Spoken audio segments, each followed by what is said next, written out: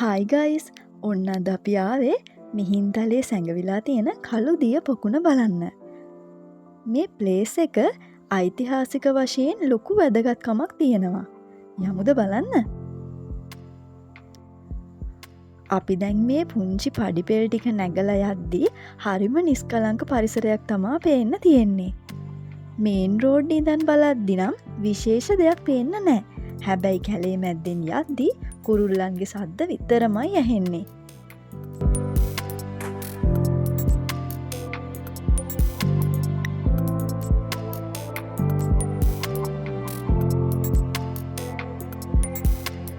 අපි උඩට ඇවිදගෙන යද්දී මේ ගොඩ නැගිල්ලට ඇතුළු වෙන්න ගල් දොරටු දෙකක් තියෙනවා.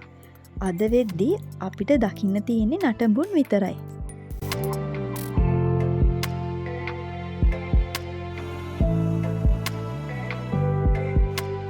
ඉතින් මේ තමයි කළු දිය පොකුණ. මේකට නම වැටිලා තියෙන්නේ අවට ගස් පාෂාණ සහ වෘක්ෂලතා ආදියන්ගෙන් පරාවර්තනය වීම නිසා පොකුණේ වතුර අඳුරු පාටක් ගන්න නිසා කළු දිය පොකුණ කියලා හඳුන්වලා තියෙනවා. මෙන්න මේ ගල්උළුවස්ස ගොඩක් විශේෂයි. ලංකාවේ එදා තිබ්බ ටෙක්නොලොජි එක, ගෘහනිර්මාණ ශිල්පය, අපේ රටේ මිනිසුන්ගේ දැනුම පිළිඹිබුවන සාක්ෂි රාශියක් මෙහි තියෙනවා. මෙහි දකින්න තියෙන නටඹුන් සහ පුරාවිද්‍යාත්මක ස්මාරක දැක්කහම පුරාවිද්‍යාඥයෙන් නිගමනය කරලා තියෙනවා මේක පබ්බතාරාමයක් කියලා.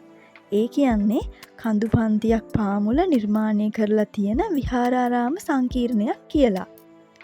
මෙතෙන්ට ආවහම මීට වඩා ලොකු ඉතිහාසයක් පේන්න තියෙනවා කියලා මට නම් හිතෙනවා.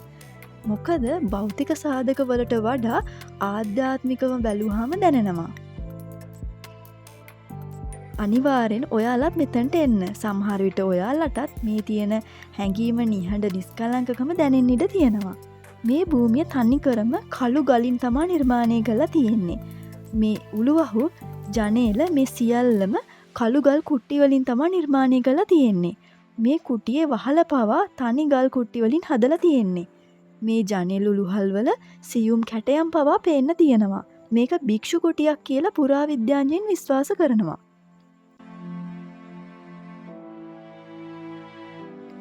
කළුදිය පොකුණ ගැන මතවාද ජනප්‍රවාද රැසක් තියෙනවා. විශේෂයෙන් රාවණා රාජ්‍ය හා බැඳුණු බොහෝ අදහස් මතවාද කළුදිය පොකුණ හා බැඳිලා තියෙනවා. රාවණා රජතුමා විශ්ව ශක්තිය හා එක්ව ගනුදෙනු කරපු තැනක් කියලත් මේක බල කේන්ද්‍රයක් කියලත් කියනවා.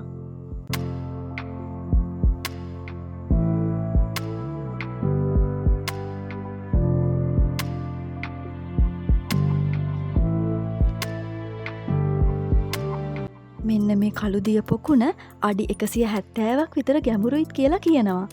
රාවණා රජ්ජුරුවෝ වෙනත් සක්වලවල් වලට ගිහිල්ලා ඒවායේ සේනාව පරාජය කරලා හිරකාරයන් අල්ලාගෙන ඇවිල්ලා මේ පොකුණ පතුලේ තියෙන හිරකුටිවල රැඳෙව්ව කියලා කියනවා.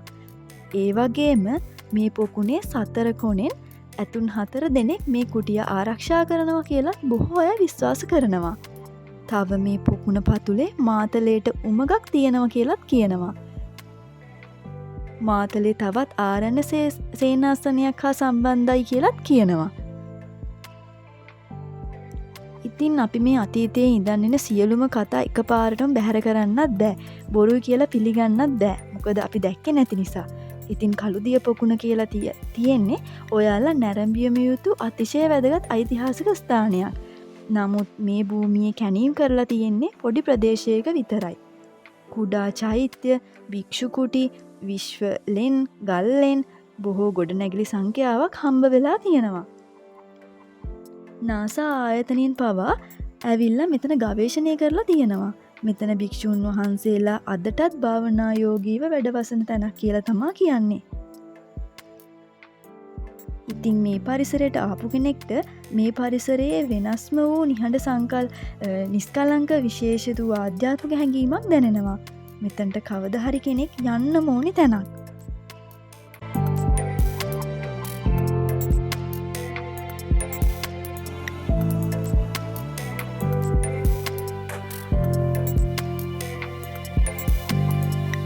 මේ අතීත උරුමයන් රැක ගැනීම අපේ යුතුකමක්.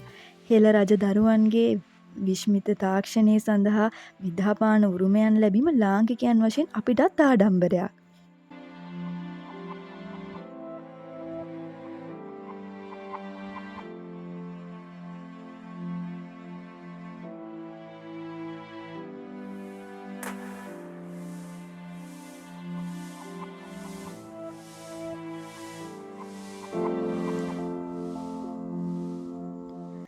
ඉතින් මේ වගේ වටිනා වීඩියෝ නරඹන්න ඩ්‍රීම් ට්‍රැවල් වන අපිත් එක්ක එකතු වෙන්න.